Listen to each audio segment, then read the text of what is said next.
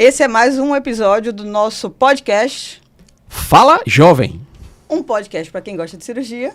E para quem não gosta, também. E hoje nós estamos recebendo dois convidados que estão vindo aqui pela segunda vez, ou seja, porque o primeiro episódio foi muito bom, né? É repeteco da dupla. É um repeteco da dupla mesmo. Estamos aqui com o Dr. Juliano, que é nosso grande amigo geriatra, formado pelo HC, né, pela USP, em São Paulo. E doutora Tarsila, que não é a do Amaral. Doutora Tarsila fala isso. Lucena é o sobrenome? É Lucena, né?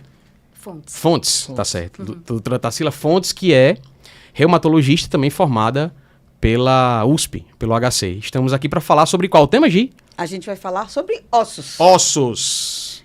Só que a gente não vai falar antes que ele é o nosso muso da inteligência artificial, não? Sim, que tem isso? esse detalhe também. Faltou Na verdade, Juliano, ele é referência em inteligência artificial e é também aquarista. Na verdade, ele é uma mente brilhante, né? Isso, é. Tudo que você vai falando, esse menino entende. Ele é meio que um Da Vinci, né? É isso aí. Da Vinci, ele era... Ele é a própria inteligência. Ele era inventor, arquiteto, médico... A inteligência artificial se mirou nele, entendeu? Isso, exatamente. Mas você só vê Juliano postando coisa de inteligência artificial hoje na rede social. Você chega lá, ele tá lá. Desenho, algoritmo... Mas é bom demais. É legal. Aí no meio tem um peixe, aí daqui a pouco tem uma pesca, e volta por menino, né? Um negócio Não, assim. é um Da Vinci que para fazer essas coisas tem uma energia sobrando, mas para comprar um pão numa padaria, né? Também. Sim, meu amigo, mas aí é questão de você direcionar sua energia para o que... A pobre da minha amiga Recídia sofre. É para você direcionar sua energia para onde você é mais útil, que qualquer pessoa pode comprar um pão. Recídia, por exemplo, pode comprar tranquilo. Você tem que direcionar sua energia para outra coisa. Com 3 meninos tá fácil, né, querido? Tá de Você boa. é um palhaço, mas tudo bem. Então vamos lá, vamos falar de ossos, né? Acho que a nossa primeira pergunta que fica mais interessante e didática para a gente conversar é justo sobre osteopenia e osteoporose, né? Para a gente poder entender aí a diferença, como é que é essa evolução. É uma evolução que não tem jeito, isso vai chegar, tem jeito. Como é que a gente alinha esses conceitos aí? E antes de passar a palavra para vocês, né, eu fiz um levantamento, eu não, né? O ChatGPT fez um levantamento. Arrasou. Vai falar com o Dr. Juliano, a gente tem que fazer claro, coisa, né? dar os créditos, É né? justo. Que eu me inspirei para fazer essa pesquisa, né? E aí, dados que são realmente bem significativos, que a osteoporose, né? A osteoporose é uma condição que atinge hoje cerca de 10 milhões de brasileiros, segundo dados do Ministério da Saúde. Sendo 75% mulheres. É um dado muito importante. E assim, estima-se que 1 em cada 3 mulheres e 1 em cada 5 homens acima dos 50 anos vão sofrer uma fratura por osteoporose. E isso aumenta muito após os 60 anos. Então tem tudo a ver com o que vocês fazem. A gente sabe que vocês atendem uma população significativa composta por idosos e é uma população realmente bastante afetada por essa condição. E dentro da minha área, a gente sabe que, do que eu faço, de cirurgia bariátrica, que é uma condição também que tem uma tendência de afetar de forma muito significativa os pacientes com obesidade. A gente sabe que o paciente com obesidade ele tem uma tendência de apresentar uma menor concentração de massa muscular no corpo, tende a ter aquela sarcopenia, e a gente sabe que isso também tem tudo a ver com a osteoporose, a osteopenia, e some-se a isso, se é uma população também que tem uma tendência de apresentar uma deficiência significativa de vitamina D também, que é uma condição que, teoricamente, coloca essa população em risco de desenvolver isso aí. E a gente queria conversar um pouquinho com vocês para vocês darem detalhes sobre essa questão e como isso está presente na rotina hoje de vocês. A ideia da gente é essa. Vamos lá. A osteoporose, ela é conceitualmente definida como um distúrbio da microarquitetura óssea, levando à fragilidade desse osso e assim predispondo a fraturas. Então, a consequência maior da osteoporose é a ocorrência da fratura. Como dado estatístico também, além do que você falou, né, 1 em cada 3 mulheres acima de 50 anos vai fraturar e 1 em cada 5 homens, estima-se que no mundo ocorra uma fratura por fragilidade a cada 3 segundos. Olha aí. Tá? E ainda é uma condição subdiagnosticada e muito subtratada, né? De pacientes que têm uma fratura por fragilidade, dos 100% que quebram, apenas menos de 30% são orientados com relação a tratamento da osteoporose em prevenção secundária de fratura. Ou seja, depois que sofre a fratura, né, Tarsila? Apenas 1 em cada 3 vai receber tratamento adequado. Então, é muito importante que a gente fale sobre a osteoporose, porque ela é uma doença potencialmente letal. As fraturas, elas podem acontecer nos mais variados cenários, nos mais diversos ossos do corpo, mas a fratura de fêmur, que é a mais temida, ela tem uma mortalidade que chega a 33% em 1 ano. Olha só. Poucos cânceres, como vocês sabem, que trabalham com oncologia também, né, nesse contexto, causam uma letalidade tão grande quanto a osteoporose. E ainda é uma condição que se fala pouco, que é muito minimizada, muitas vezes, por outros profissionais. Muito negligenciada mesmo. E que está matando muita gente. Essa observação é super importante, porque às vezes a gente tem a sensação de que é só uma fratura. Mas, na verdade, é um combo. E acho que o Juliano deve ver muito isso na vida hospitalar dele. Porque Sim. o paciente idoso que tem uma fratura, ele não tem só uma fratura. Ele fica acamado, ele tem mais chance de trombo, de pneumonia, e aí é um combo de internações prolongadas, né? Então, não é só a fratura, né? O problema... Sem dúvida, como o Tarsila fala, é uma condição silenciosa, né? Acho que o maior desafio da osteoporose, porque não é uma doença que cause sintomas. Muitas vezes, Tarsila, eu vou falar sobre a questão hospitalar, mas no ambulatório, o paciente chega e fala, não, mas eu não tenho osteoporose, porque eu não sinto dor. Exatamente. Não, mas a osteoporose per si, você não vai sentir dor. Você vai sentir dor quando tem um efeito de fratura. E muitas vezes, assim, são fraturas silenciosas. Sobre o impacto de uma fratura numa pessoa idosa, a gente tem dados que mostram que 7 dias de internação equivalem a 100 dias de atividade física. Então, assim, se você tem um idoso que tem uma osteoporose, uma doença silenciosa, cai, faz uma fratura de fêmur, uma fratura de coluna, você vai ter uma dificuldade, às vezes, de reabilitação e a própria imobilidade, Tarsila, sabe? Como todos sabemos, é fator de risco também para desenvolver osteoporose. Então, a gente tem um espiral negativo.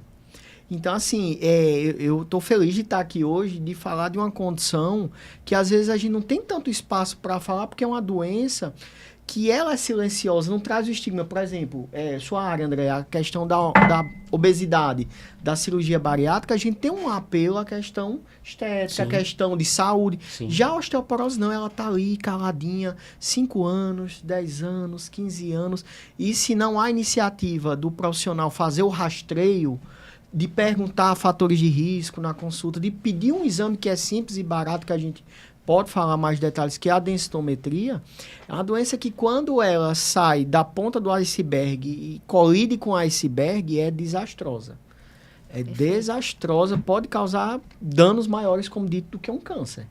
Eu acabo lidando com alguns pacientes que têm uma predisposição, porque tanto os pacientes que fazem reposição hormonal da tireoide, eles têm uma predisposição maior, quanto os pacientes que têm a doença da paratireoide. Então, às vezes, eu tenho pacientes jovens que têm já, pelo menos, uma osteopenia, que não é esperada ali para aquela faixa de idade. Então, a gente acaba vendo de uma maneira mais precoce isso daí. Mas, no meu caso, eu vejo o paciente muito direcionado. Até porque, como você falou, a doença óssea em si, ela não traz sintoma. Né? Você vai tendo ali aquela osteopenia primeiro, aquilo vai se prolongando ao longo de anos e anos, e depois isso vai virando uma osteoporose. Mas, no meu caso, eu consigo ter um alerta, porque a doença da paratireoide, por exemplo, ela tem outras coisas. Eu posso ter um cálculo renal de repetição, eu posso ter outras coisas que vão me dando essa dica, né? Mas, na maioria das vezes, para vocês, é um público que não vai tendo dica nenhuma realmente de nada. E aí, dentro desse contexto, é fundamental que a gente saiba identificar quais são os fatores de risco para essa condição aparecer. E como a gente pode fazer, a principal atuação da gente tem que ser essa hoje, no sentido de prevenir o problema. Então, como é que a gente faz para tentar identificar aquela pessoa que, teoricamente, está em risco de vir a desenvolver essa condição? Até indo além, aquela pessoa hoje que tem, vamos supor, que é jovem, tem os ossos saudáveis, mas que por acaso tem algum fator de risco que começa a se desenvolver ainda na idade terceira idade, pré-idade de idoso, que você pode chamar a atenção dessa pessoa para dizer, você está em risco de desenvolver osteoporose quando você tiver seus 65, 70 anos. Como é que vocês trabalham para identificar isso? Você que atende uma faixa etária mais jovem, eu vou começar com passar a bola para a Tarsila e depois eu faço as considerações. Bom, a osteoporose, a mais frequente que a gente identifica na prática, é a osteoporose da pós-menopausa. Né? Lembrando que no nosso ciclo vital, todos nós temos uma massa óssea que vai se formando a partir do bebezinho até o pico de massa óssea em torno dos 20, 25 anos, Né? que é onde a gente tem a maior quantidade de densidade, e a partir dos 20, 25, todos nós vamos começar a perder a massa óssea de forma lenta e gradual. Vai predominar a reabsorção óssea em detrimento da formação. Então, o osso ele não é um tecido estanque, ele é um tecido dinâmico. Ele está sempre nesse equilíbrio entre formação óssea e reabsorção óssea. Só que a partir dos 20, 25 anos, todo mundo vai perder. O que acontece é que, nas mulheres no período perimenopáusico, em torno dos 47, 50 anos, essa privação hormonal estrogênica que ocorre, ela é um fator de risco para uma perda mais acelerada. E essa perda, ela fica mais acelerada nos primeiros 10 anos após a menopausa. Então, esse é o período de maior complicação e que a gente precisa intervir e começar a agir de forma preventiva. Como o homem não tem esse marco da privação hormonal, ele tem um risco também de osteoporose, mas numa idade mais avançada, em torno dos 65, 75 anos. Perfeito. Isso a gente falando na osteoporose involucional. No entanto, existe a osteoporose secundária a uma outra condição clínica, que aí vai entrar, por exemplo, o hiperparatireoidismo, que Giovana falou, né, que o paratormônio em excesso ele vai provocar uma reabsorção óssea acelerada, levando à deposição desse cálcio no rim, com cálculo renal, hipercalcemia sintomática. Então, é uma condição que a gente tem outros sinais. Mas se a gente for olhar as causas de osteoporose secundária, é uma página inteira de um livro, né? Assim, Sem Juliano? dúvida. Então, hoje tem muitas condições que merecem uma atenção especial, de a gente começar a rastrear antes daquela mulher entrar no climatério ou antes do homem fazer 65, 70. Exemplo, se é um paciente tabagista, o cigarro ele acaba deprimindo a massa óssea. Então, esse paciente fumante, inverterado, que tem aí 20, 30 anos máximo, ele precisa de uma avaliação mais precoce. Paciente diabético, só para pegar as causas mais frequentes. Hoje a gente tem uma prevalência gigantesca de paciente diabético. O paciente diabético, ele fratura em locais mais atípicos do que a osteoporose clássica e fratura com densidades ósseas mais normais, na faixa de osteopenia. Então, a diferença de osteopenia para osteoporose, ela é numérica na densitometria, certo? Mas pode ser funcional. Mas ela pode ser funcional. Então, quanto menor o Z-score, maior o risco. A densitometria é um instrumento de análise de risco de fratura. Quanto mais eu vou trazendo aquele T-score para mais negativo que menos 1, menos 2,5, isso vai seguindo, isso aumenta proporcionalmente o risco de fratura. Lembrando que a osteopenia também é um cenário em que se pode fraturar. Principalmente paciente diabético, pode fraturar com densidades boas, e paciente obeso. O paciente obeso também ele vai fraturar com densidades até mesmo de osteopenia. E quando você tem um osteopênico que quebra, isso automaticamente redefine o diagnóstico para a osteoporose. Né? Então, lembrando isso. A princípio, se a gente for fazer um pequeno resumo do que ele perguntou, o que a gente tem de amigo ou inimigo do osso, né? Então, de inimigo, menopausa, obesidade, diabetes, tabagismo, Alcoolismo, uso de glicocorticoides, medicamentos. É outra coisa muito que é uma frequente. coisa muito frequente, o uso de corticosteroides, que também tem esse efeito. E assim, algumas coisas são modificáveis, outras não são, como a idade, o envelhecimento. Ou seja, viver mais vai lhe expor também a questão de fatores de risco. Então, assim, a gente tem os não modificáveis e os modificáveis.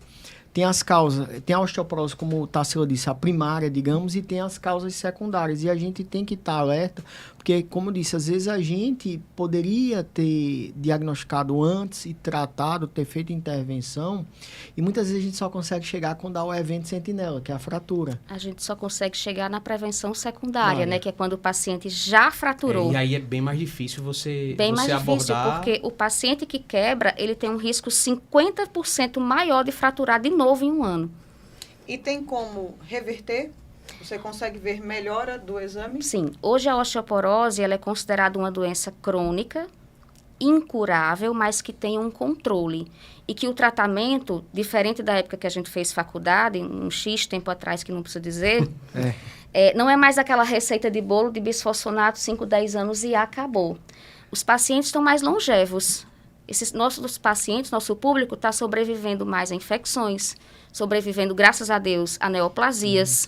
E esses pacientes estão envelhecendo e a gente precisa garantir que esses pacientes tenham qualidade óssea. Então, o tratamento, ele é possível, ele consegue diminuir o risco de fraturas, a gente consegue diminuir a perda óssea ou até mesmo o ganho de massa óssea, né?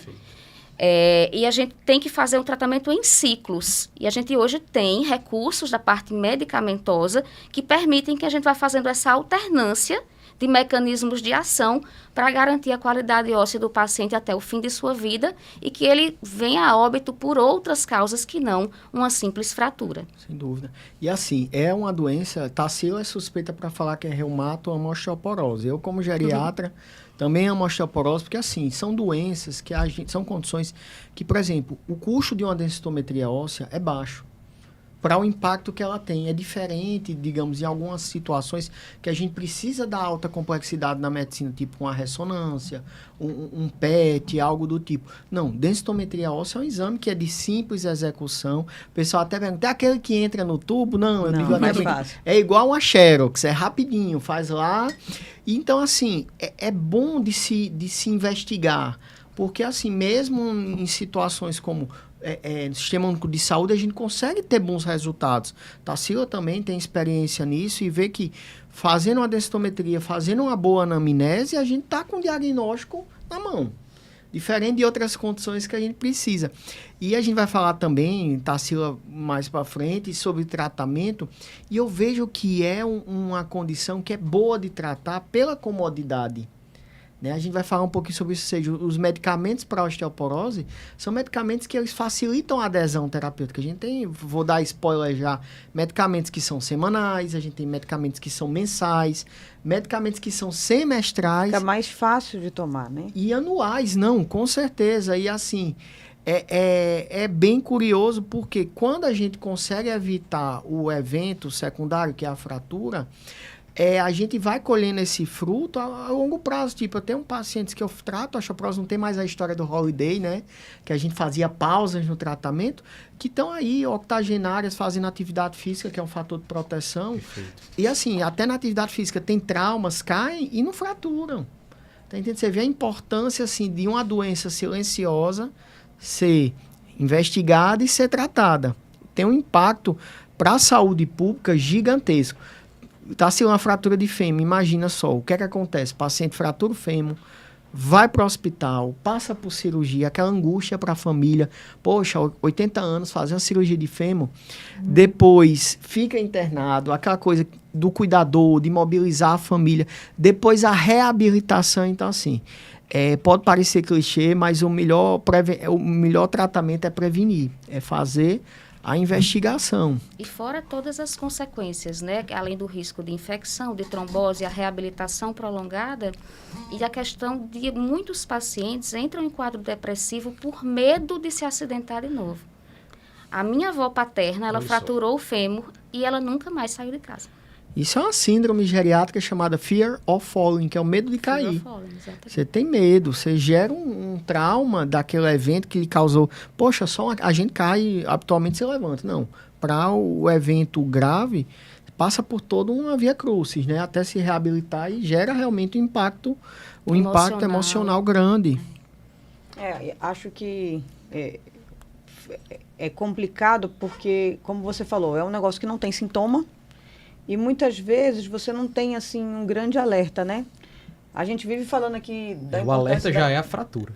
A gente fica falando da importância da atividade física.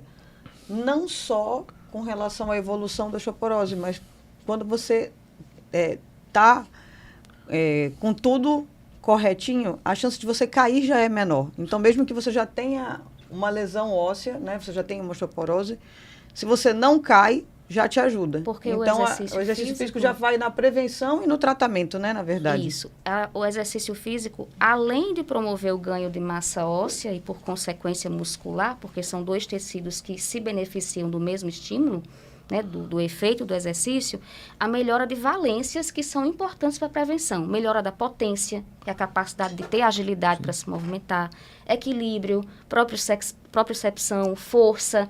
Então, além do benefício em si, a chance de cair é menor. Quando cai, você consegue se defender melhor. Apoiar. E outra questão sobre...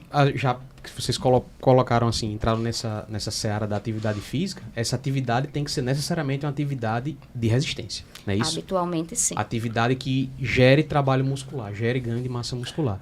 Eu digo isso porque, como na minha rotina, a frequência maior de pacientes com que eu tenho contato são pacientes mais jovens, é importante a gente colocar isso para eles também, que é um momento muito favorável para você começar a prevenção desse problema, dessa doença. O que acontece? A gente, na nossa rotina como cirurgião bariátrico, já busca tratar uma condição que favorece, que é a obesidade. Então, com o controle da obesidade, a gente tem uma tendência de ter um controle maior da osteoporose no futuro. A prevenção da osteoporose no futuro. Só que a isso a gente tem que associar a rotina de exercício, que tem que ser necessariamente, tem que ter um destaque, o treino de resistência, não é isso?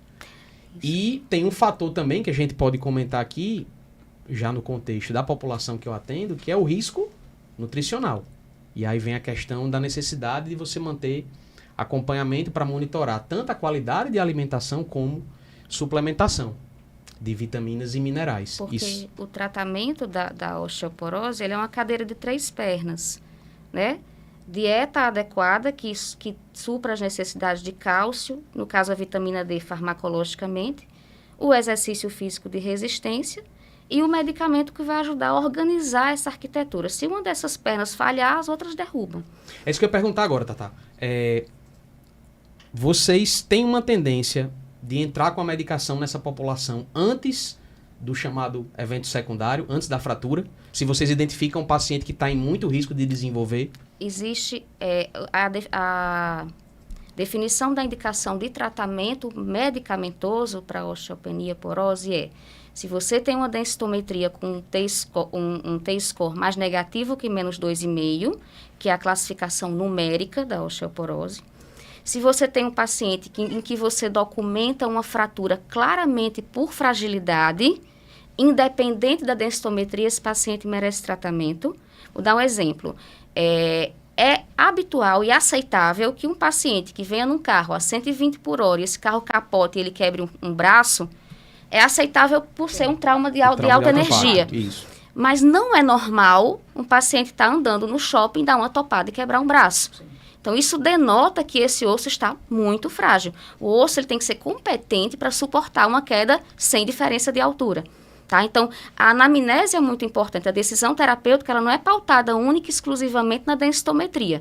É a densitometria, mas uma anamnese bem feita, como o Ju falou, né? E dentro do exame físico ainda tem outro dado, outra questão, que muitos pacientes acreditam que chegam para você, doutor, estou encolhendo.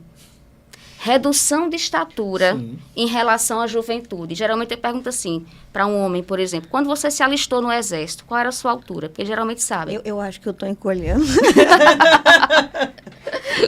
Tem que passar lá, pelo amor de Deus. Chega com 1,75 m no exército e na consulta 1,69 m. Isso é um fator, é um fator então isso indireto denota fratura de vértebra. Quando fratura você, mesmo, não é só fratura de vértebra. Isso. Denota, porque a fratura de vértebra, né, ela é por compactação, impactação. É como você pegar uma latinha de cerveja e amassar. Geralmente são fraturas que não causam mielopatia, não dá sintomas neurológicos. Porque é uma fratura que ela vai por si mesma, ela compacta ali e fica. É na parte sólida da vértebra. Implosão, igual implodir uma casa. Implode uma ela casa. Ela fica para dentro. Então, assim, a redução de mais de 4 centímetros de estatura em relação à estatura na juventude, que geralmente esses pacientes sabem muito bem a estatura que eles tinham, é um dado indicativo. O que é alarmante muito importante. É que você pode ter uma fratura dessa pelos que vocês estão falando, e ela ser completamente assintomática. É muito frequente, às vezes, o paciente chegar no pronto-socorro para ser avaliado com infecção respiratória. Faz um raio-x. Faz um raio-x de tórax, tem lá 2, 3 fraturas. Quando foi isso? Não sei. Não dá para saber. Porque a fratura de vértebra, ela pode ser numa queda? Pode. Mas ela pode ser uma lombada que passou o carro rápido. Pode ser um neto que deu um abraço forte. Pode ser tentando abrir uma porta emperrada, sentiu aquela dor. Então, de cada 3 pacientes que fratura vértebra, apenas um sente uma dor para ir no hospital. Aí você tem uma estrutura ligamentar na coluna que Você tem uma implosão, que né? Porque protege essa estrutura óssea da vértebra de se deslocar e causar um sintoma neurológico, né? É diferente quando você tem uma fratura da parte da vértebra que a gente chama dos arcos, né? Dos arcos. que pode causar mais instabilidade, sintomas né? neurológicos. Né? Mas é curioso porque é justamente isso. Por ser silencioso é que gera o desafio. Porque muita gente chega... Ah, não, eu tenho osteoporose porque eu tenho dor na coluna. Beleza, você pode ter osteoporose, você pode ter uma osteoartrose, mas muitas vezes a pessoa chega com a densitometria óssea, tem os fatores de risco, tem a indicação de tratar, mas eu não sinto nada. Aí entra aquela... que a gente sempre discute aqui no Fala Jovem, da psicoeducação, né? Da educação em saúde. Por que eu vou tratar se eu não sinto nada? Se eu não sinto nada. Esse é um problema. Pode eu falar. tenho até uma pergunta, porque isso acontece, que eu lembrei agora, que acontece com tanta frequência no consultório. Eu tenho diferente do André, eu tenho um rol de pacientes idosos grande, né? Tem uma cartela que eu mando pra ela. Às vezes meus amigos perguntam, você põe aqui na frente, assim, tipo, atendo idoso? É por isso que eu tô falando também. tanto em prevenção, porque a minha população... É jovem, né? É muito jovem. A minha aquele, misturada, na verdade. E é aquele pessoal que eu quero conscientizar para a necessidade de se preocupar com isso nessa fase agora que eles estão. E assim, eu tenho por costume conversar sobre outras coisas e mando para um geriatra, indico outros profissionais para poder ajustar uma coisa ou outra que eu mesma vou identificando que tem pequenos erros ali no segmento daquele paciente, mas que não é da minha alçada resolver. E com uma frequência enorme, eles falam assim para mim, não, mas eu tomo cálcio para os ossos. Tipo, resolvi a minha vida. Vamos falar desse cálcio para os ossos aí? Isso adianta, não adianta? É bom, não é bom? Isso é muito interessante. Nesse tripé que a Tarsila falou do tratamento, quando a gente faz uma anamnese, a gente faz um inventário alimentar. A gente pergunta, a gente fala assim, como é que é seu consumo alimentar? E ele vai descrever, não, pela manhã eu consumo uma xícara de leite, eu consumo coalhada, eu consumo iogurte, eu consumo... E a gente vai fazendo um cálculo para ver se a necessidade... Estimando a necessidade diária. E assim, curioso é que, por exemplo, é uma das suplementações que a gente faz com maior frequência na geriatria, acredito também que na reumatologia, e que muitas vezes, assim, o pessoal tá tomando milhões de coisas, tá tomando zinco, tá tomando cádmio, nióbio, tá tomando toda a tabela periódica, molibdênio, selênio, alumínio, tudo que tá tomando, mas o beabá é o que eu sempre falo, o beabá bem feito faz a diferença na medicina. Às vezes tá precisando do pilar, que é o cálcio. Que tipo assim, não, eu vi que laticínios tem um padrão inflamatório. Gente, a gente consome leite desde que o mundo é mundo. Esse terrorismo nutricional é muito prejudicial em vários aspectos. Claro que tem pessoas que vão ter intolerância à lactose como condição. Tem pessoas que vão ter uma digestão mais complexa em relação ao leite, mas o leite permeia a nossa dieta desde que o mundo é mundo. Então, assim, a gente tem que entender que o cálcio é importante nesse pilar. E o inventário alimentar a gente faz assim, a gente vai perguntando na própria anamnese, e é interessante que, assim, a gente às vezes está investigando outra coisa, a gente está investigando perda de peso. Aí, na perda de peso, a gente já está linkando com osteoporose. Que, tipo assim, poxa, a alimentação dele está sendo insuficiente. Baixa massa é fator de risco para desenvolver osteoporose. Então, assim, é curioso que cálcio é uma coisa importante. E assim, como é uma coisa tão disseminada, muitas vezes a pessoa precisa usar, não usa, mas está usando milhões de coisas da tabela periódica, menos o beabá, que é o cálcio. Né, Tarsila? Né? Conclusão, cálcio é importante, nem todo mundo precisa, mas muitas vezes vai muito bem. E assim, hoje a gente tem no mercado leites enriquecidos com cálcio. O leite já tem cálcio per si, né, isso? E a indústria ainda acrescenta mais para facilitar, de certa forma, a ingestão, porque realmente tem comprimidos de cálcio que são muito grandes, a palatabilidade não é tão boa, é como se você estivesse engolindo um giz. Mas hoje tem versões em pó, tem versões dispersíveis, tem versões em formato de caramelo. Então, existem muitas formas no mercado de você... Às vezes você não precisa nem de uma suplementação de 100%, mas o paciente, você faz ali um inventário básico, vai ouvindo o que ele vai ingerindo ao longo do dia, diz, isso aqui eu preciso suplementar mais 50%, pelo menos é assim que eu faço. Sim. Então, existe uma facilitação. Já a vitamina D, não. A vitamina eu ia D, a gente acaba orientando para fazer a reposição farmacológica, porque ninguém vai mandar o paciente para o sol tomar vitamina D, porque traz outros riscos. Era o que eu ia comentar. Sobre dentro desse contexto da suplementação, a prevalência alta que a gente tem observado de pacientes com a deficiência da vitamina D. Claro que eu tenho na minha população um viés, porque a gente sabe que a obesidade é algo que está muito relacionado a isso, pelo fato da vitamina D ela ser sequestrada no tecido gorduroso. Mas eu percebo isso quando eu vejo até avaliações laboratoriais, exames em pacientes que estão com índice de massa corporal normais. Então, assim, a gente percebe que é uma prevalência muito alta. A gente sabe que nos últimos tempos a gente teve uma menor exposição ao sol por várias razões. E aí eu tenho percebido que você tem uma necessidade hoje realmente de prescrever suplementação de forma cada vez mais frequente. Por quê? Porque você não tem fontes alimentares, muitas vezes, a não ser os alimentos, né, Tatá, enriquecidos, que alguns têm com vitamina D. Têm. E mesmo assim, a dose de vitamina D que é muito baixa. Então, e a gente sabe que a vitamina D é um micronutriente que é fundamental para a absorção do cálcio e para que ele possa ser aproveitado. E eu queria saber também isso de vocês. Vocês recomendam, então, a suplementação rotineira desse micronutriente como forma de prevenção até primária, né? Isso da osteoporose. Isso. O último consenso de vitamina D da Sociedade de Endocrinologia recomenda você fazer 2.000 a 3.500 unidades por dia, independente de ter verificado. São recomendações internacionais, né? Cabem, a meu ver, como reumato, cabe a gente fazer uma análise melhor disso, porque eu acredito que a gente viva extremos. O outro lado também da superdosagem de vitamina D em algumas suplementações feitas por profissionais de saúde também fazem com que não seja raro a gente encontrar paciente com vitamina D acima de 150, 200, isso 300. É outro problema. É um outro problema, é o problema da supermedicalização. Então, eu acredito que no contexto que nós vivemos, vale a pena dosar em pacientes de risco. E eu colocaria ainda mais como fator de risco que a gente não comentou, doença autoimune, sim, que é a minha área. Então, o estado autoimune é um estado que deprime massa óssea, né? E no seu contexto, a questão do paciente pós-cirurgia bariátrica pela desabsorção. E ainda sim, tem um outro fator. As cirurgias bariátricas, elas promovem, pelo menos inicialmente, uma perda muito veloz de peso. Sim.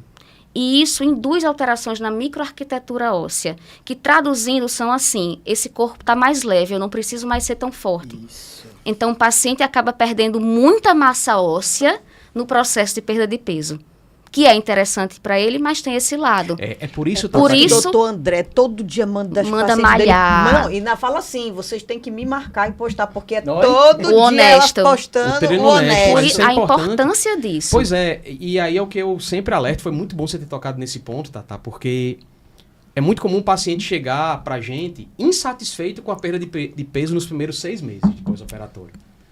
Eu digo, graças a Deus que você tá com a perda lenta. Porque isso normalmente é uma perda que, muitas vezes, claro que eu não tenho feito análise de composição corporal em todo mundo, planejo fazer isso para boa parte dos pacientes em breve, mas ainda não consigo fazer.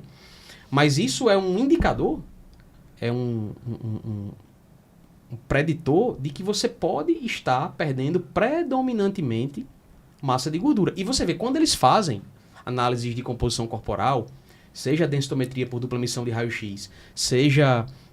a bioimpedância, que é mais acessível, é muito comum você perceber isso. A pessoa que perde peso mais lentamente é aquela pessoa que tem uma preservação de massa muscular. Você vê aquela pessoa que preservou, perdeu muito pouco e perdeu predominantemente gordura. E eu digo, ó, isso aqui, essa perda de sua lenta, que você acha que é lenta, é a perda mais adequada para você, porque vai caracteriza uma menor perda de massa muscular. E agora a gente enfatiza também a menor tendência de perder massa óssea. E tem essa questão também que não é nem só da desabsorção. Porque hoje, felizmente, a gente faz cirurgias em que a gente tem se preocupado bastante e nas cirurgias que a gente faz evitar essas reduções de absorção. Então, a gente tem feito modificações intestinais no sentido de buscar minimizar a desabsorção. Mas tem um outro problema. Qual é? É a questão do menor volume de ingestão alimentar.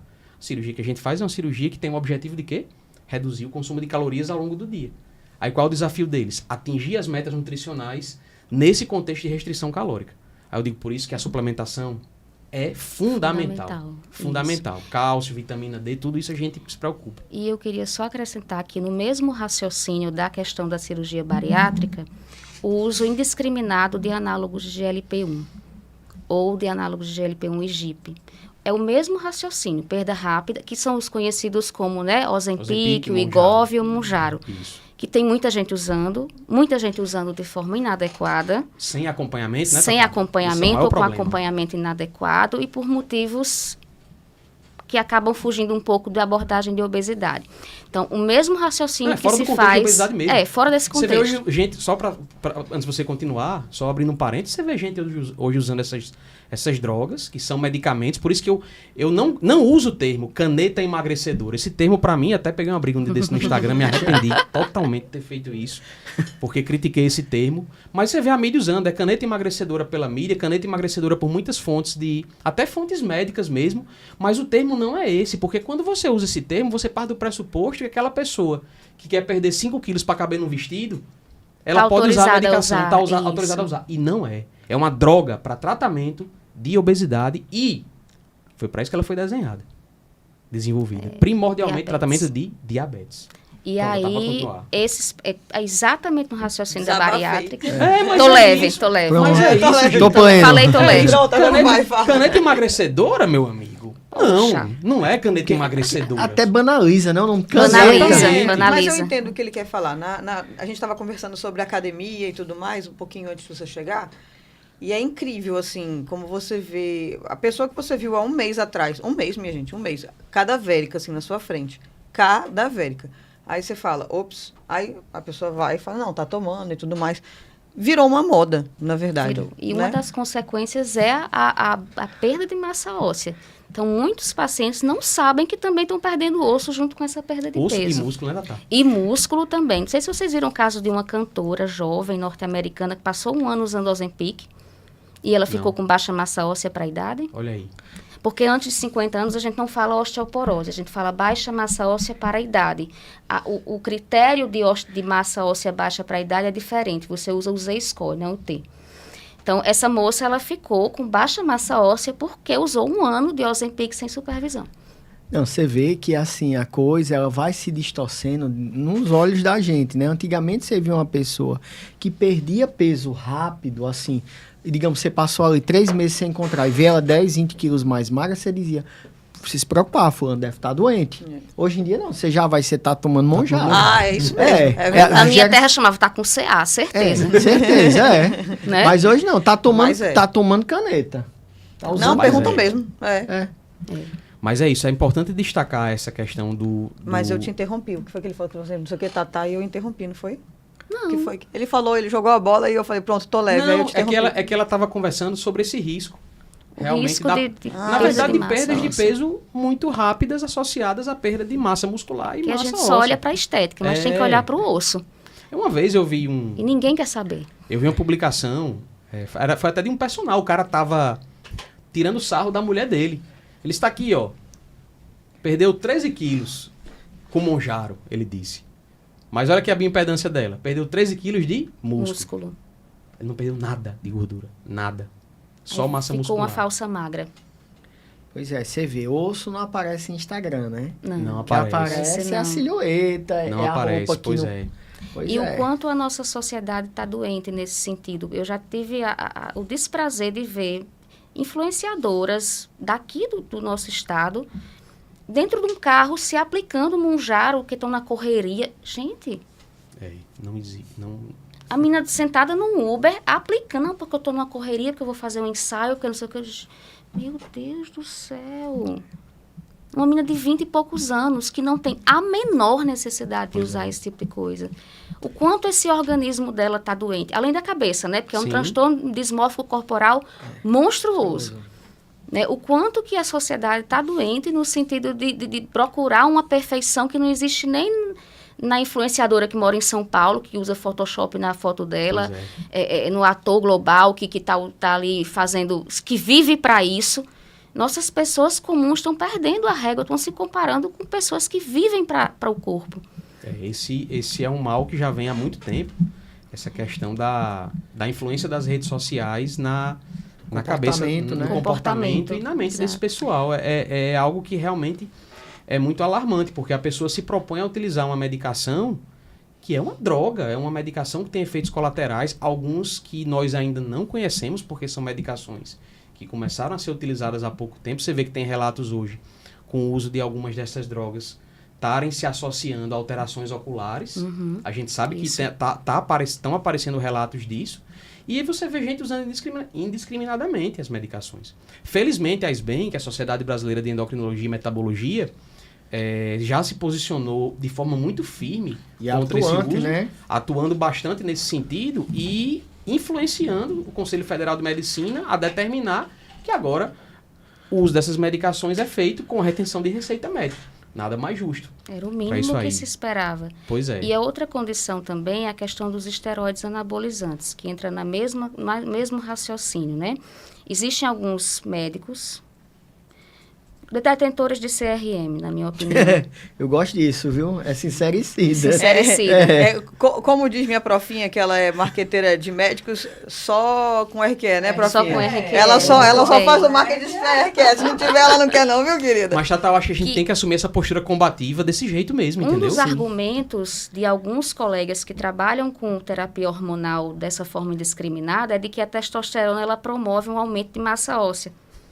Eu já vi publicações nesse sentido, mas o estudo que mostrou isso não traduziu isso em redução do risco de fratura. Tipo, você de fato tem um discreto aumento na massa óssea, mas isso não se converte em redução. O paciente fratura do mesmo jeito. Pois é, tá vendo? Porque às vezes é uma doença micro, né? Então, assim, a qualidade do que Porque eu já recebi paciente idoso que o colega prescreveu testosterona não para ela ganhar músculo, paciente sedentário. Eu quero saber como é que ela vai ganhar músculo desse jeito. Do mais absoluto, nada. Até porque quando a gente, voltando para a história da atividade física e da microarquitetura, você precisa ter trauma ósseo para poder remodelar. Microtrauma para remodelar, não é isso? Que é exatamente onde entra a questão da resistência, do treino de resistência. Que é o efeito piezoelétrico, né? A gente, assim, pronto, tem uma fratura, digamos, uma fratura de alto impacto. E você forma aquele calo ósseo, a gente vai viver aquele processo a nível de microarquitetura. Então, não adianta dar o anabolizante, assim, tem gente que acha que o ser humano foi feito para viver de mágica, né? Não. Não adianta você dar se você não tiver uma modificação. Tem pessoas que têm indicação, claro. Às vezes o pessoal... Mas é bem restrito, né, gente? Mas às vezes o pessoal acha que... mas se existe isso, é porque tem um benefício. Tem benefício. A gente criou, a medicina criou essa substância, tudo. Há um benefício. Agora, um negócio que não é um benefício massificado, né? Que é o que a gente vê, essa coisa das canetas, as dosagens em elevação da vitamina D. Tudo isso a gente tem que ter muito cuidado, porque o NNT, para dar problema, é muito maior do que o NNT, que é o número necessário para tratar para benefício. Já que a gente está entrando nessa seara filosófica, só para tem que ter. De passar a palavra para a Di, a gente está vivendo numa sociedade hoje em que tudo acontece muito rápido. E aí o que acontece é que cada vez mais as pessoas estão buscando atalhos para resolver os problemas. Então, essa questão do uso indiscriminado dessas drogas, do uso indiscriminado de esteroides anabolizantes com foco na estética, isso nada mais é do que a busca por um atalho. É a primeira coisa que eu falo para um paciente meu quando chega no consultório. Eu digo, olha, você não vai conseguir tratar a obesidade utilizando somente uma estratégia. Nem a que eu ofereço, que é, do ponto de vista científico, a que a gente tem hoje que tem mais eficácia no tratamento do problema. Não. Nem só com a cirurgia... Não é só cirurgia. Não é só cirurgia bariátrica, nem só medicação, nem só uma estratégia de treino bem feita, nem só uma modificação alimentar, de hábito alimentar. É tudo isso em conjunto. Então, assim, não existe atalho. O grande problema é isso. Só que a gente vive numa realidade hoje em que a gente manda uma mensagem de WhatsApp para uma pessoa, você quer que a resposta seja imediata. Você... daqui a 2 minutos você manda uma mensagem cobrando a resposta Cobrando a resposta, mandando uma série de interrogações. A gente hoje assiste televisão sem comercial, sem intervalos. As nossas crianças assistem hoje televisão sem intervalos. Eu proibi lá em casa o Felipe de usar YouTube porque ele estava só viciado naqueles shorts. naqueles vídeos curtos. Eu digo, meu amigo, isso é um veneno para o cérebro E da quando tem criança. propaganda antes, eles ficam pulando. Ficam assim. pulando a propaganda. Então, Gente, assim, eu esperava chegar 11h30 para assistir meu desenho preferido. a gente não, a gente Se não perdesse espera um abraço. mais. Infelizmente, isso está se refletindo nas pessoas que a gente tem tratado. Eles querem resultados rápidos. Você vê, chega no consultório, a menina perdeu 12 quilos em um mês, no pós-operatório de uma cirurgia, diz, doutor, eu perdi pouco, né? Eu digo, aí eu... Calma, que você não complicou. Você tá bem, não tá internado no hospital. Um mês depois, a gente tá preocupado com outras coisas, com complicações, com problemas no pós-operatório. Não é com o seu peso. Mas é isso, é aquele desejo de querer as coisas rápido, imediato. Ainda esforço. mais Com pouco que esforço. a gente se alimenta hoje muito de Instagram. E aí no Instagram você vê antes e depois, antes e depois, antes e depois. Não veio durante. Então a gente quer fazer a cirurgia e no dia seguinte já está no depois, entendeu? É por isso que eu acho legal o contato que eu tenho com meus pacientes. Porque eu vejo, eu acompanho A todo o evolução. processo. É muito Eu legal. tenho uma brincadeira com o meu personal, que eu tô ali treinando, fazendo força, aí eu olho para ele e falo, eu já tô sarada. Aí ele já começa a rir. Aí ele fala, tá. Eu falei, então eu vou continuar, né? Porque se eu já tô, eu vou manter. Entendeu? Aí ele ri da minha cara. Mas é isso, né? Todo dia eu tô ali e eu não fico sarada, André. Aí a gente tem que continuar, entendeu? Tem que continuar. Pois é, vou mas- ficar, não vou, mas eu continuo. Pois é, mas é isso. Mas existem os outros benefícios dessa isso. rotina sua. É nisso que a gente se pega, né? E como é Mas nem era importante essa besteira vocês que eu ia estarem falar. nas mídias colocando a rotina de vocês, né? Fitness. Porque a gente acaba ensinando pelo exemplo, né? Por sinal, né, querida? Você tá uma gata Olha. botando a sua rotina fitness, né? Afinou o perverso, viu? Rapaz, Perverso, ela tá foi. maravilhosa. Estamos Sim, aí. mas nem Falou, era falou também da isso minha que eu ia mulher, falar. mas ela tá no mesmo caminho. Tá um espetáculo. Espetáculo. Essa mulher tá Vocês espetáculo. deram uma lição hoje aqui sobre osso, que é uma coisa curiosa. Pra perder osso é assim, ó. É igual a dinheiro, bicho. É. É. É igual a dinheiro. É vendaval. Você perde osso Não, gente, a gente assim, perde músculo mais rápido. Mas pra construir... Músculo e osso é igual a dinheiro. É difícil de você ganhar e fácil de perder. Perder. Você sabe isso, quantos assim. dias sem treinar você perde fibra muscular? Não faço ideia. Tata. Chute. Não Uma faço ideia. Semana Santa. 4 dias. 4 dias de sedentarismo, você vem treinando. 4 dias. Você já perde fibra. Pronto, sou eu. Tive uma amidalite agora, final de semana, tô Tá sem treinar, acabado. acabei, pronto. Tá Perdi acabado. massa muscular. 4 dias já, Acabou-se faz o 4 homem. dias, acabou. Vai voltar um estresse. Mas é verdade. Por isso que a frequência de treino, ela tem que ser no mínimo treino de força, treino resistido, pelo menos 3 vezes por semana. Menos que isso, é como se a cada segunda-feira você começasse tudo de Zero. novo. Exato. Verdade. Então, infelizmente, é a realidade que a gente tem que lidar. Né? Exercício físico tem que ser considerado um hábito, como tomar banho, como escovar os dentes, né? Como rezar. Seguimos tentando. Seguimos Mas sabe porque a tentando. gente foi feito para isso, infelizmente. A gente foi essa feito é a pra se realidade. mexer. Essa é a realidade. Ao longo da história, eu sempre gosto de usar essas colocações evolutivas. Históricas, mas é- antropológicas. Para a pessoa, pois é, para o pessoal entender. Assim, tá aqui, a gente tem uma curva do tempo da espécie humana na Terra desse tamanho. O tempo em que a gente tem essas facilidades da vida moderna é isso aqui. Então, o nosso arcabouço metabólico, fisiológico, ainda é de quando a gente morava em caverna. Então, se a gente não mantiver pelo menos uma partezinha pequena dos nossos hábitos parecido com o daquela época, a gente não vai estar adaptado a essa realidade de hoje. Ai, triste fim. Mas tudo bem. Seguimos. Mas Mas que é tem isso, pra Tata, é o hoje? que os pacientes dizem, ai, doutor André, eu não consigo treinar. Eu digo, não tem problema. Não consegue treinar? Não tem problema. Você vai ter resultado de quem não consegue treinar. É. Aí a pessoa olha assim, fica olhando pra mim, eu digo, você tá pronta pra isso? Se tiver, show de bola. Ainda diz Mas você assim. não queira se comparar com uma pessoa que tá na Tá academia treinando. 5 a 7 vezes por semana. E ainda usa a cirurgia por ou semana, medicamento por como semana. escudo, como um Isso. amparo. Ah, eu não vou não para academia, eu estou perdendo peso mesmo, porque eu fiz cirurgia, ou porque eu estou usando Exatamente. medicamento. Aí vem Ou o eu outro vou comer medo, uma pizza de ficar porque eu sei magro que eu vou demais. perder peso É. mesmo, porque eu estou usando a Aí vem medicação. outro medo, ficar magro demais. Tem muita gente que tem, eu tenho medo de ficar magro demais. Eu digo, é pra treinar, mas não consigo treinar. Então vai ter resultado de quem não treina. Um dia desse chegou uma pessoa pra mim, no Instagram, uma seguidora perguntou, é obrigatório a pessoa ser piolho de academia depois que opera? Porque vê no meu Instagram, eu postando É todo dia. sim. Eu É reposto sim. todo dia. É. Tenho vontade de responder. É sim. Aí eu disse, não é. Agora, você não pode querer ter o resultado do piolho de academia. Se você tiver aceitar isso de boa, tanto para o bom, que é o emagrecer demais, que elas também não querem, como para o ruim, que é que é acabar tendo uma perda de peso insuficiente, aquém das expectativas. Então, é o que eu estou dizendo. Tem que ter o esforço, tem que ter essa mudança, porque assim, as coisas, eu sempre digo, as coisas são como são. Tá lá a sua fibra muscular, o seu miócito, a sua mitocôndria. Ela não vai escutar a sua justificativa, entendeu? Ela vai agir de acordo com o que ela foi feita com a fisiologia dela. Desculpa, isso é inexorável. Verdade. O seu organismo, ele não Você querendo escuta. ou não, é isso aí que acontece. E quando diz assim, não, eu não quero ir pra academia para não ficar muito musculosa. Fica não, querida. Fica não. Fica não. Tá, pode tem muito morrer. tempo que eu tô Você indo. pode virar piolho de academia, é uma luta tão Pois grande. Para mulher, então, que não tem o que a gente tem, que é a testosterona, Fica não. Mas eu nem... Naturalmente. Eu lembrei que eu ia Naturalmente. perguntar. Naturalmente, né, Tatá? Artificialmente, aí é outra conversa. Eu lembrei o que eu ia perguntar. Eu ia perguntar para o meu muso geriatra.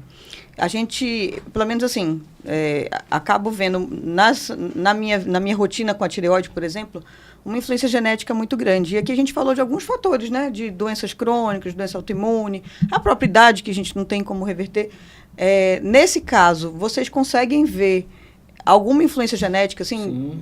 famílias que têm essa tendência, Excelente pergunta, isso carrega? Na anamnese, quando a gente está fazendo entrevista, né, Tatá, a gente vê que uma das perguntas é se tem história de fratura do quadril. Em paciente, Na família. em parente de primeiro grau. Primeiro grau. Alguém da família, pai, mãe, geralmente mãe, né, avó, quando pergunta, você tem histórico de fratura? Porque há uma predisposição. Inclusive, é o principal fator de risco associado a fraturas no paciente é ter o histórico familiar. Isso vem de alterações na composição do colágeno, na composição da matriz óssea. E existe até, eu acho que é importante falar, uma ferramenta, um instrumento em que a gente analisa o risco do paciente fraturar, que chama FRAX, que hoje já está na sua versão mais nova. Ele consta na página da Abraço, que é a Associação Brasileira de Estudos do Metabolismo Ósseo, e é um instrumento que ajuda muito na decisão terapêutica naqueles pacientes em cima do muro. Porque, por exemplo, o paciente que tem um T-score mais negativo que menos 2,5, você vai tratar, você já sabe. O paciente que quebrou, teve uma fratura por fragilidade, você sabe. Também. Mas vai ter aquele de osteopenia que você diz, esse aqui e aí? merece que eu faça um tratamento antirreabsortivo ou não? E aí essa ferramenta ela é muito importante e ela ajuda muito na decisão terapêutica. Não sei se você usa. Uso no dia a dia, assim. Na Eu hora que utilizo. eu recebo a densitometria, isso é legal que você... A gente plota no Frax, né? Justamente, a gente bota no Frax, imprime o Frax e bota no laudo da densitometria. Porque é a tomada de decisão, como o Tatá disse, a osteopenia, junto com tabagismo, etilismo, história familiar. São fatores que se somam. O Frax, ele usa a idade do paciente, o histórico familiar, se é alcoolista, se é tabagista, se tem artrite reumatoide. E agora, essa versão 2.0, ela adaptou para o uso de corticoide e para o diabetes, que eram dois fatores que não eram contemplados pelo instrumento. Porque a gente sabe que no caso de corticoide, né, que meus pacientes, tem muitos que fazem uso e tal, uma dose acima de 7,5 miligramas por mais de 3 semanas já é uma dose de risco. Quer dizer, é um tempo muito pequeno e já induz modificações profundas na massa óssea. Então, vai ter paciente que vai estar inocente lá na densitometria como osteopenia, mas que você tem que tratar porque ele pode quebrar. Olha aí. Show. Entendeu? E ainda tem uma outra questão, que a densitometria ela sempre tem que ser avaliada justamente no contexto. Tá? Tem que ver posicionamento do paciente, não é só pegar a tabelinha, o gráfico, é olhar se a posição da coluna está certa, se pegaram as primeiras 4 vértebras lombares, se o fêmur está rodado internamente. Então, tem toda uma análise que você tem que fazer. Não é só pegar a tabelinha de número e dizer é tanto, o seu risco é tanto. Uma vez você me lembrou uma história, que aqui cabe essas histórias engraçadas, me chega um paciente com a densitometria, que o técnico, assim, coitado, eu acho que não corre tudo, meteu uma densitometria de uma prótese de quadril. Poxa vida. Aí veio uma densitometria estilo Wolverine, sabe, assim, de adamantium, assim. Sim. Eu disse, pronto, a doença de ultra paget. É um né? paget. Paget X-Men. Tipo assim, você acha que pra gente que tá ali, tá treinado, beleza, mas assim, é importante ver essas nuances. Você vê, o paciente perdeu o exame. Perdeu o exame, completamente. Era só ter alternado, então buscado outro sítio ósseo. Aí a gente aproveitou rádio e coluna, mas o quadril já não dava mais. Rádio é muito importante, porque se você pedir densitometria em qualquer lugar do mundo, vai ser feito coluna lombar e fêmur. Só que existe uma prevalência muito alta e ela aumenta com a idade de osteoartrite, de artrose. E 2 sítios muito importantes de osteoartrite são coluna lombar e fêmur. Então, a a osteoartrite, ou a artrose, que é o termo popular, ela falseia para melhor a densitometria. Entendi. Aí, nesses pacientes, vale a pena você fazer do antebraço. Então, a densitometria de antebraço, do rádio, né, do terço distal de rádio, que é aquele que chama rádio 33%, ela é muito importante nos casos em que você não consegue ter uma avaliação fiel dos Porque a gente outros tá acostumado sítios. realmente a ver Só ver coluna e fêmur e dizer, seu Duas risco não é, incidências. seu osso é ótimo, quando você vai estar cheio de osteofito. Aí não tem como avaliar, porque a densitometria ela não consegue diferenciar o que é o osso forte, normal, no cantinho dele, do bico de papagaio.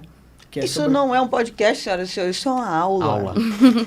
Arrasou. E por falar nisso, eu queria que vocês deixassem, a gente tá caminhando já para terminar, estamos aí perto de 1 hora de podcast. Certamente tem gente que tem o perfil de estar, pelo menos, começando, que teria o perfil para começar a se preocupar com esses fatores de risco. Então, que recomendações vocês dariam para essa pessoa, para aquela mulher acima dos 50 anos, que já está começando ou já entrou na menopausa e que não se preocupava com isso até ver esse podcast e se conscientizar do problema? Olha, eu como geriatra entendo que alguns rastreios são necessários, né? A gente faz rastreio de mama, mamografia, a gente viu agora a questão do câncer de cólon, bem midiátrica, a gente faz colonoscopia. Né? E assim, densitometria para mim é prática diária. Pra mim assim, também. Já tá ali, assim, naquele checklist, né, Tatá, de vacina. Cartão de vacina, Não, tem que densitometria e colonoscopia. saúde óssea tá ali. Então, assim, é um exame que é de baixo custo, certo? Mesmo quem não tem saúde suplementar, vai fazer o exame particular. Um Eu exame... percebo isso que, assim, lá no Onofre Lopes, lá no UOL, a gente consegue muito fácil. Os pacientes da gente que estão em pós-operatório de bariátrica, que a gente pede densitometria com 2 anos de pós, para boa parte dos pacientes, né? Para todos, na verdade, a gente está pedindo. E aí eles fazem lá no hospital mesmo, chega lá, tranquilo o exame. É o exame mais Rápido, fácil. é o exame velho. rápido. É fácil a execução. Isso me lembrou, André, uma história quando eu estava no PSF. Que, tipo assim, todo PSF tinha as cotas, né, de exames. E quem usava as cotas da Densitometria densitometria era você. era eu, porque eu era coxinha com aquelas coisas de fazer a coisa direitinho. Então, Usava todas. usava a cota e se torna uma coisa assim que faz parte do rastreio. E muitas vezes é curioso que às vezes a pessoa chega com a pasta de exames, você vai procurar cada densitometria óssea. E não é um exame que é assim. Não, ninguém pediu, não tem. Não pedi, não sei quando é que faz, com que periodicidade. Então, assim, para mim, como eu disse, não sou reumato, mas todo geriatra tem um pé na reumatologia, todo reumato tem um pé na Errado, geriatria. tem os dúvida. dois, assim, são áreas que a gente fala que há interseção. Então, assim, saúde óssea é fundamental, porque eu tô olhando, quando eu atendo uma pessoa de 60 anos, eu não tô olhando para uma pessoa de 60 anos. Eu tô olhando para uma pessoa que quer chegar aos 80, aos 90. Perfeito. Então, assim, meu papel não é ser apenas um tratador de doença. É uma pessoa que viabilize vida. Certo? Exatamente. Ou seja, eu planejo, é um planejador. Como a reumato também planeja o tratamento, planeja a questão da sobrevida, e osteoporose é fundamental para a funcionalidade. Sem dúvida. Uma fratura, Tatá, tira uma carteira de motorista. Rapaz, eu acho que essa é a grande mensagem, realmente, que a gente tem que ter em termos de preocupação com esse problema. Que é como você diz, você não está tratando para deixar aquela pessoa com o osso saudável, você está tratando ela para que ela viver possa, mais. ter E com uma qualidade. qualidade de vida melhor com seus 80 anos. Eu digo para todo mundo, eu tenho um projeto, e é sério mesmo, eu quero viver 120 anos. Eu Olha. quero viver 120 anos. Mas são Deus 120 operando, querido. Sim, enfim, funcional. É Eu porque assim, queria eu viver costumo muito no mal, Fernando. consultório perguntar a motivação do paciente. Quanto você espera viver? Pois é. Por que você espera viver? sinto Não, eu o quero paciente ver meu 120. neto casar, quero ver 120 anos. quero ver meu bisneto e tal. O que você está fazendo hoje para isso? Né? Então, assim, qual a sua motivação? Só não tô dormindo bem, mas o resto eu tô tentando. Isso aí Às é vezes vem uns pensamentos aleatórios e eu vou criando jargões, eu digo, olhe, os 60 hoje é o novo 40. Perfeito. Tá aí, Pois gostei. os 80 é o novo novo 60. 60. E o 40, querido? É o novo Oi? 20. Novo É o 20. 20, Eu me Só- sinto com 20 Só anos, o que querida. você Ui, veja. E É. os caras com 40 anos, os caras morando com a mãe, né? Se você Não, aí ver, a Perfeito, parte- você a cancelado. parte Você complicada. cancelado, você cancelado. Você tem jornais de época, assim, da década de de 50, 40, que fala, idoso morre aos 47 anos de idade. Aquele do ônibus, né? Que o ônibus invadiu a casa. Uhum. Idosa de 49 anos. Um jornal do século passado, do início do século. Rapaz, é por Que isso que eu dizia acredito, assim, sabe, ônibus Juliana? desgovernado atropela idosa de 49 anos. Poxa, Giovana. Então, 80, eu falo muito, prioridade vai ser 80. Eu vejo, porque a minha genética aqui me favorece. Pronto, minha avó tá com 98 anos hoje, perturbando o vídeo da minha tia lá no Piauí. Sim. Ainda hoje, fazendo os bordados dela. Meu avô, pai da minha mãe, morreu com 104 anos. Olha aí. Ajuda. Aí, a mãe de Painho, vovó Terezinha, morreu com 92 e mesmo assim foi um quadro meio esquisito, a gente não sabe o que foi. Poderia ter vivido mais dentro de algumas circunstâncias. E o pai do meu pai morreu cedo porque era tabagista com DPLC gravíssimo. Mas morreu mais cedo com 72. Fator modificável, né? E assim, o importante não é só viver mais, é viver mais com qualidade. Porque eu digo, se houve para viver 102 anos em cima de uma cama, me tira daqui. Não. Pois é. Então, de que forma você quer envelhecer? E Ângela Geriatra, nossa amiga, fala muito isso, né? E como é que você quer viver? Né? O que você está fazendo para gerenciar a sua previdência de osso, de saúde, de longevidade, de musculatura, para você chegar? Porque manter uma boa massa muscular e, por consequência, uma boa massa óssea é o principal fator relacionado à longevidade saudável. Diminui o número de medicamentos que você usa, diminui internação, hospitalização, infecção, não é isso, Juliana? É o que eu comentei no podcast que vocês tiveram.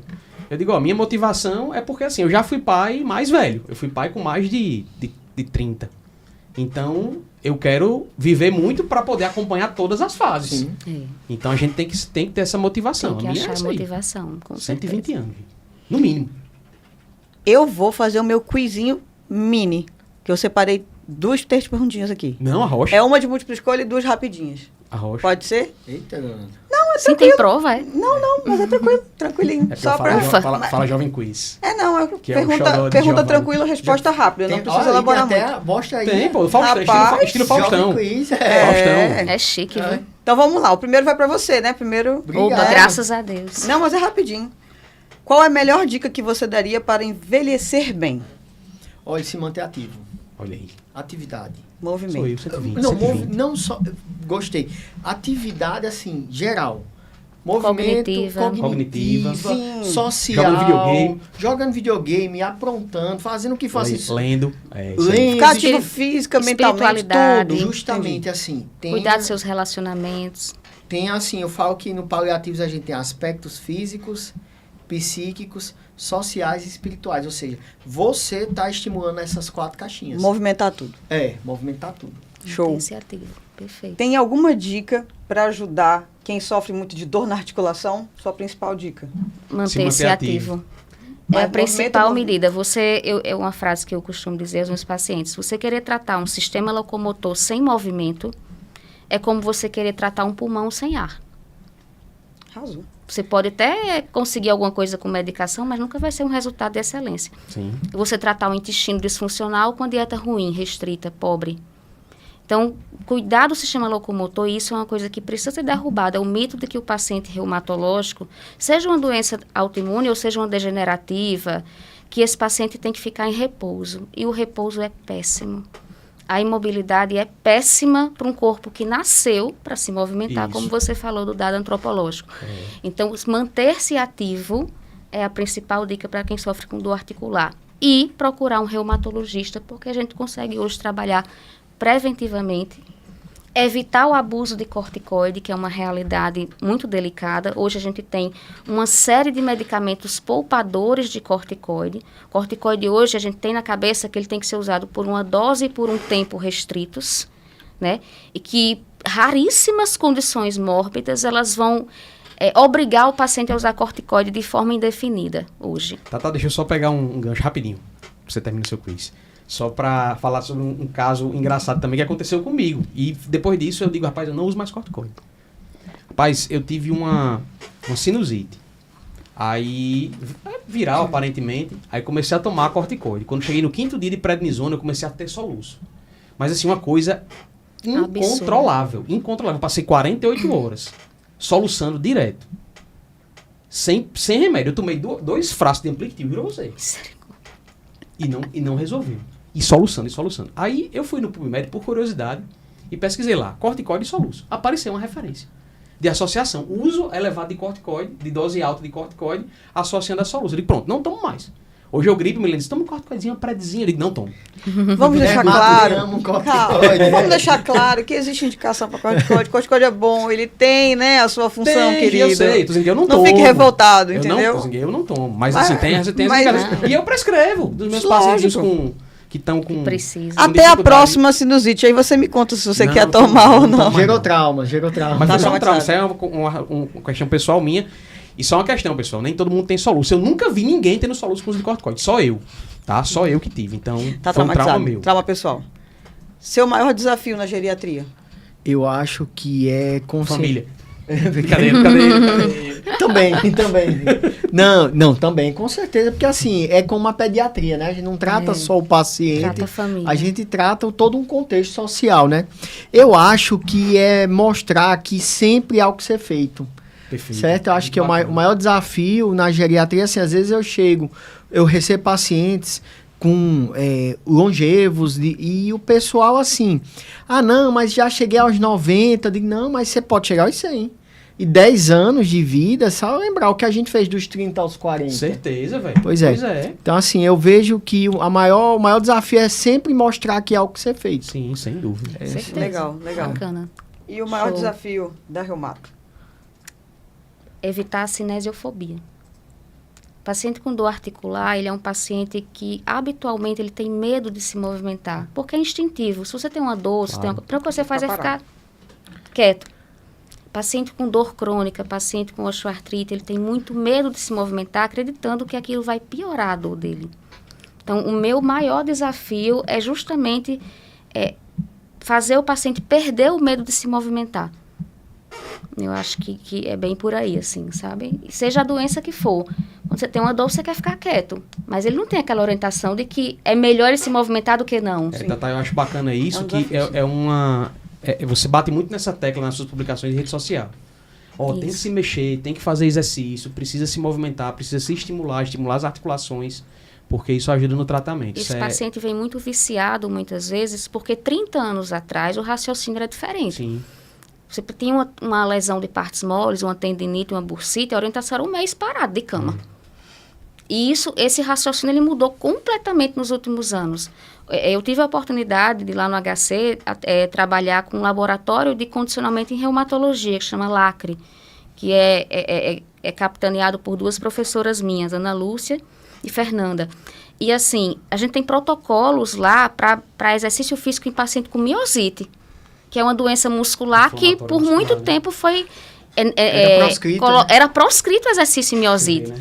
E você tem hoje estudos mostrando que um treino supervisionado em miosite, em atividade, você consegue melhorar o prognóstico desses pacientes. Então, é trazer essa ideia de que o movimento, ele cura, e não o contrário.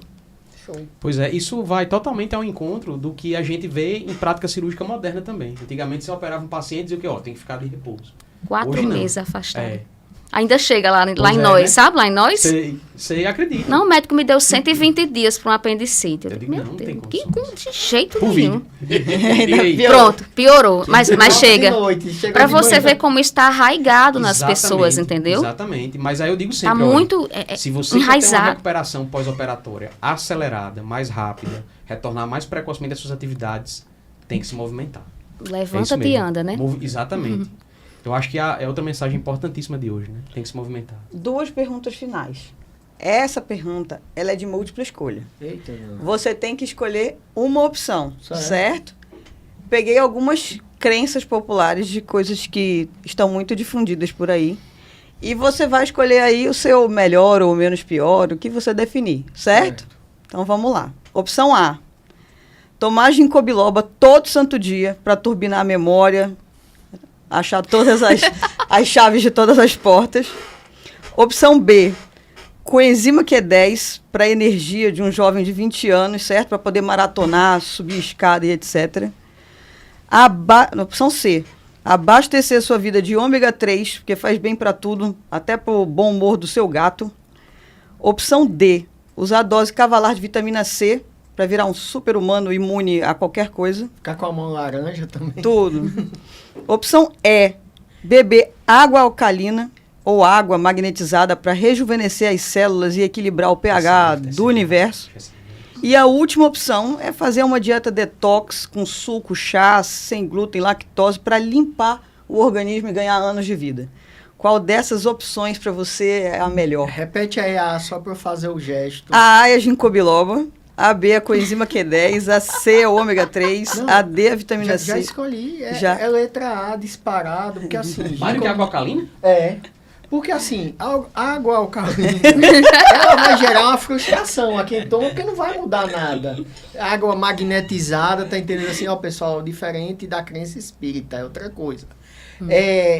O ginkgo biloba, por quê? Porque ginkgo biloba foi uma coisa que foi muito disseminada, certo? Como a panaceia, teve seu lobby da ginkgo biloba, que é um lobby que antecedeu a gente, assim, a gente ainda estava na graduação. Sim. Mas ginkgo biloba era uma coisa que era mágica para tontura, era mágica para zumbido, era mágica cognição, só que ginkgo biloba aumenta o risco de discrasia sanguínea. Isso aí Então, é um muito fator idoso que tomava ginkgo biloba caía AVCs, sangramentos, TCS. Então, assim, quando eu vejo uma prescrição que pode ter todos os seres fantásticos, aí ginkgo biloba sai primeiro. Ainda bem que você botou como A, é A de cara. De todos esses, esse é o pior para você. Porque você vê lá o paciente idoso, ele tá com a ginkgo biloba, aí o cardio passa AS, e clopidogrel, pronto. É porque desses daí eu elegi como, quem é que vai matar mais rápido? Entendi. É a ginkgo biloba. Água alcalina não vai. Então vai matar o bolso. Esse foi o pior para você de cara. O bolso. Algum desses para você é o melhorzinho? Você ainda deixa ali legal? Olha, desses daí, aquela coisa, por exemplo, ômega 3, tem alguns trabalhos que mostram evidências, claro, só que tem que ser doses altas. Às vezes, assim, como eu falo, eu não brinco com um paciente, eu oriento. Se ele tem um apego afetivo desses daí, o que eu deixaria sem problema seria o ômega. Entendi. Que eu tomo todo dia. Vamos agora para as suas opções. Ai, meu Deus. A sua foi mais difícil para mim. Eu tive que dar um Google, entendeu? Porque assim, como eu tenho um hall de idosos no meu consultório, então eu vejo muito isso. Cirurgia gerontológica. Aí eu fiquei assim, meu Deus, o que as pessoas usam para dor articular? Entendeu? Aí eu já fui atrás. Tanta coisa. Então vamos lá, né? Opção A, chá de sucupira, certo? Que eu não sabia nem que existia, mas eu vi que é bom para articulação, querido. Existe em cápsula também. Tá? É bom para articulação, tá escrito lá no Google. Opção B, gel de arnica misturado com pimenta, direto na articulação. Opção Direto na C, articulação? direto. Injeção? Não, Tópico. aí é tópico, né? Me ajude. Opção C, folha de couve para puxar a inflamação. Opção D, dieta restritiva, radical, sem glúten e lactose, para desinflamar e dar mau humor, Sem né? leite. Sem leite. Sem glúten e Leite lactose. inflamatório. E dá mau humor também na pessoa. Em mim dá. Opção E, pulseiras magnéticas ou colares de âmbar, para alinhar a energia e aliviar a dor da articulação. Opção F, vinagre de maçã com água em jejum, porque desinflama e lubrifica as Mas juntas. batata que é a maior inimiga dos picaretas. Isso Só aí. vale uma resposta? Você pode escolher a que você mais gostar, o que você menos gostar. Eu vou o no que você... raciocínio de Juliano. O que mata mais? Uma dieta pobre em lácteos, porque faz osteoporose e quebra. Então, essa foi a que você mais detestou. A sucupira, ela é muito usada nos pacientes, principalmente do interior. Existe toda uma cultura disso, mas não há evidência, certo? Mas não ofende. Pelo Que menos eu saiba, não ofende. até aqui, a questão da pimenta com A arnica misturada com pimenta. arnica. É um placebinho bom, certo? Embora a capsaicina, que é o princípio ativo da pimenta, né? Tópica, ela esteja na recomendação do consenso de osteoartrite. Ela pode ser um adjuvante interessante para aquele paciente, para você colocar em cima da articulação. Existem fórmulas comercialmente disponíveis na farmácia de capsaicina tópica, com 2 tipos de porcentagem diferente. Então, e a questão da arnica... Tem uma opção melhorzinha aí já, ó. Existem algumas evidências de que pode dar algum alívio como adjuvante, não como um tratamento principal. Mas aquele paciente está em crise da osteoartrite, porque a osteoartrite ela tem períodos surto-remissivos, né? Tem períodos que ele está mais em crise, tem períodos que está mais calmo. Então, a capsaicina tópica, ela pode ser usada. E até mesmo esses produtos canforados canela de velho, Sim. esses, né, eles podem trazer um alívio só pela sensação de ardidinho que dá. Um placebinho bacana, não tem tanto Show. problema. A questão, qual foi a outra do couve? Eu desconhecia essa parte de puxar a Folha de inflamação. couve, puxa inflamação, querida. É, Tá no Google. a dieta restritiva, ela realmente Eu me pode dediquei, trazer você tá benefícios. Muito bem, você arrasou. Nem eu estava atrás dessa história do couve. Não estava sabendo. Já tem um placebo novo.